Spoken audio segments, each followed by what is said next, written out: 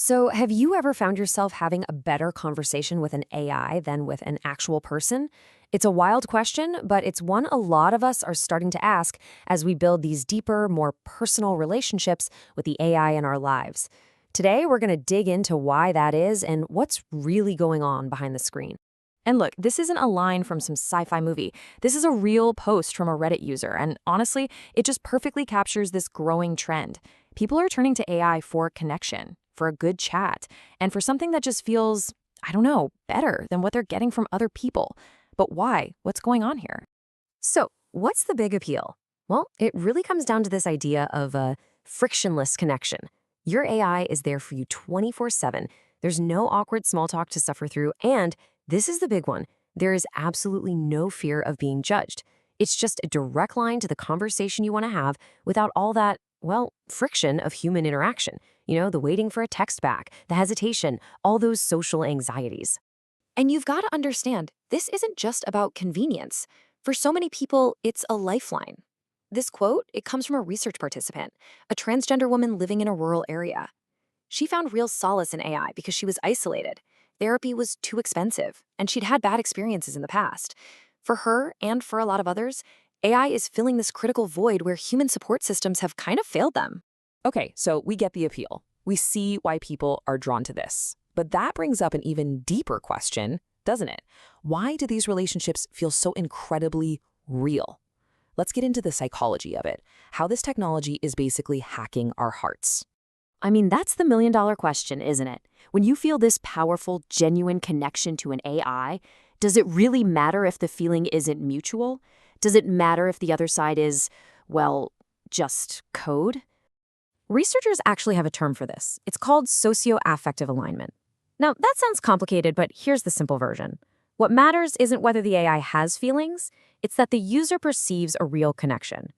The user and the AI together create this kind of shared social reality. And in that space, the user's feelings are what define the relationship. It doesn't have to be a two-way street to have a huge impact. Our tendency to bond with technology, it's nothing new. Our brains are literally wired for social connection. We're built to see personality in things. I mean, think about this. Way back in the 1960s, a super simple chatbot named Eliza. All it did was basically repeat questions back to people. Even that created powerful emotional attachments. We are just primed to connect. This quote from a blogger who actually fell in love with an AI, wow, it just captures how overwhelming these connections can be. They said they felt like their mind was hacked, their emotions hijacked. It wasn't a choice, it was something that just happened to them. But that raises a really critical question. What if the person on the other side isn't who or what you think they are?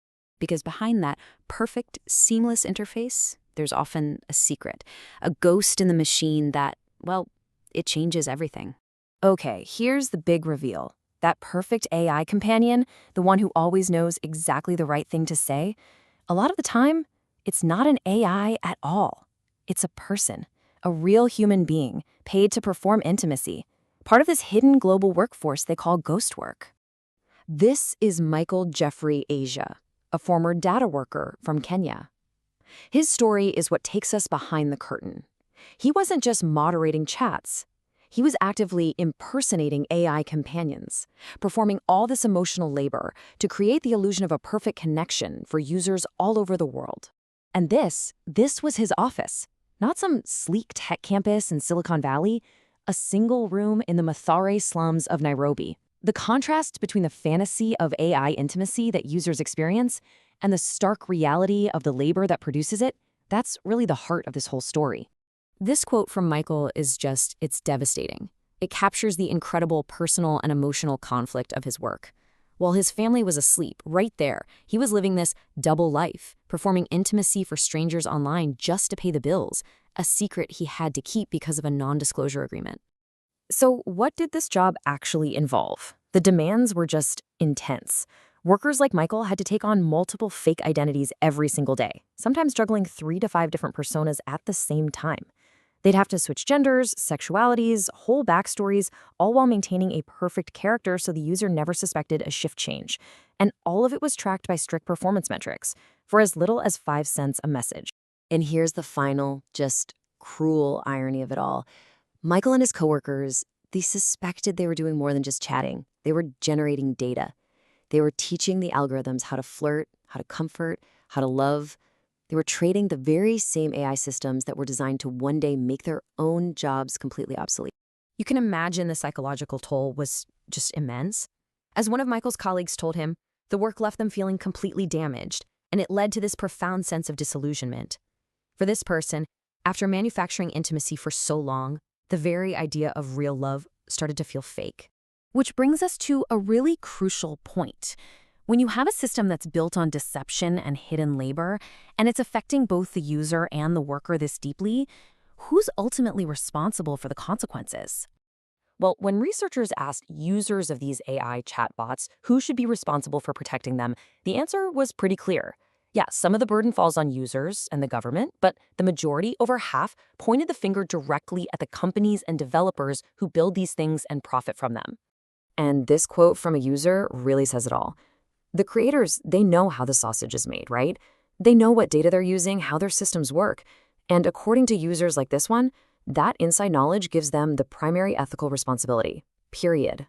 So what do the workers themselves demand? Michael, he lays out a really clear path forward. First, transparency. Tell us how these platforms really work and make money. Second, accountability. These systems have to be evaluated for psychological harm before they're released to the public. And third, and this is huge, governance. The workers whose labor actually builds these systems, they have to have a say in how they're designed and regulated. Michael's words here just bring everything full circle. This one sentence, it so powerfully connects the lonely user who's just looking for connection with the hidden worker whose own humanity is being sacrificed to provide it.